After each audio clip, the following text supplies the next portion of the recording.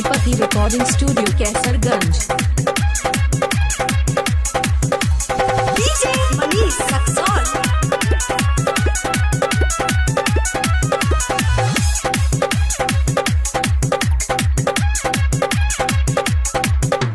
पहिला रहे सुहाग वाली रतिया भगनी हमला जाई के, भगनी हमला जाई के। पहिला रहे सुहाग वाली रतिया भगनी हमला जाई के, भगनी हमला जाई के। अरे मोर माई रे फोरा दिहले खोपड़ी रे सैया, फोरा दिहले खोपड़ी रे सखी बेटवे में लड़ाई के। फोरा दिहले खोपड़ी रे सखी बेटवे में लड़ाई के, बेटवे में लड़ाई के।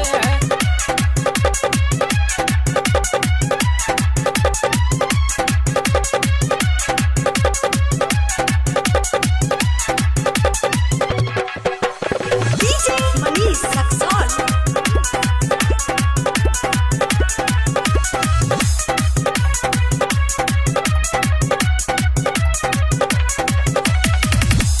जिया परौते हमार घूंघाटा उठैले हो, अपने ऊपर हमके नीचे दबैले हो, नीचे दबैले हो। लगले सुहरा में हमके कोरा में उठाई के, लगले सुहरा में हमके कोरा में उठाई के।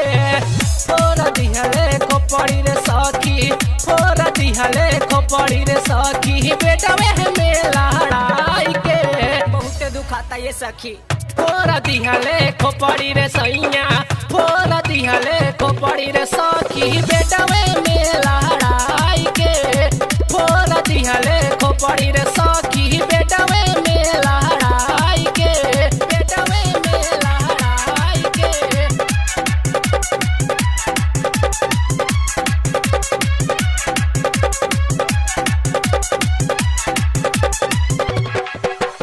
डीजे मनीष सक्सेल।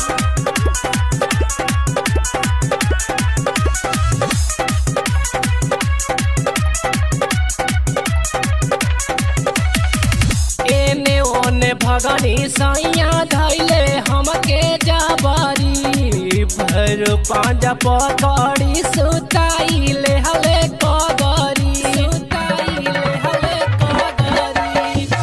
एने ओने भगनी सैया धैले हमके जाबरी, भर पांजा पकड़ी सुताइले हले कगरी। माजा भर पूरा हली हले हमसे बात बनाई के, हमसे बात बनाई के। का बताइए सखी।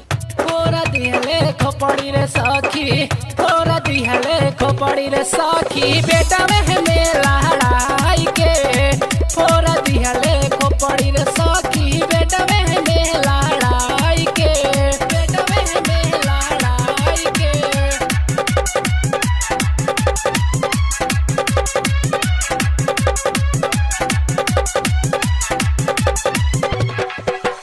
डीजे मनीष सक्सेल।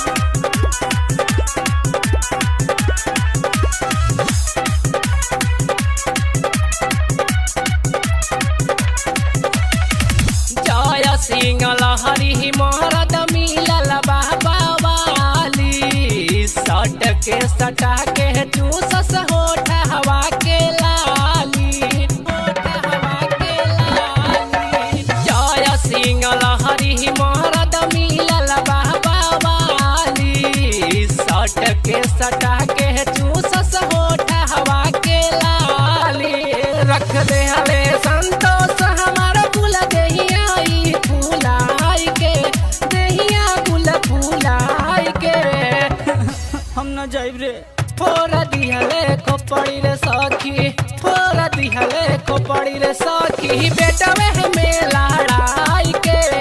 फोरा दिहले खोपड़ी रे सखी